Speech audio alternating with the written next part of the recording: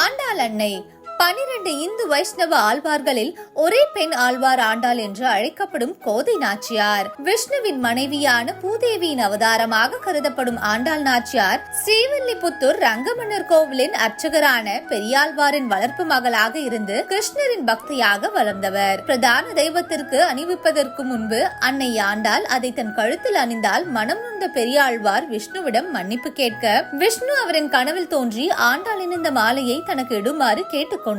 அன்று முதல் கோதை நாச்சியாராக இருந்தவர் ஆண்டாள் நாச்சியாராக கருதப்பட்டார். மேலும் சூடி கொடுத்த சுடர் கொடியாள் என்றும் அழைக்கப்படுகிறார். திருச்சி ஸ்ரீரங்கத்தில் உள்ள ரங்கநாத சுவாமி கோயிலுக்கு சென்ற போது அங்கே ஆண்டாள் விஷ்ணுவுடன் மணமகளாக இணைந்தார். ஸ்ரீவில்லிபுத்தூர் கோவிலிலிருந்து ஆண்டாள் மாலையை திருப்பதி வெங்கடேஸ்வரர் பத்மாவதி கோவிலுக்கு புரட்டாசி மாத கருடோஷ்தவத்தன்றும் மதுரை கள்ளழகர் சுந்தரவல்லி கோயிலுக்கு சித்ரா பௌர்ணமி என்றும் அனுப்பும் நடைமுறை இன்றளவும் உள்ளது. ஆண்டாள் அருளிய திருப்பாவை பாசுரம் பெண்களின் ஜீவகீதமாகும்.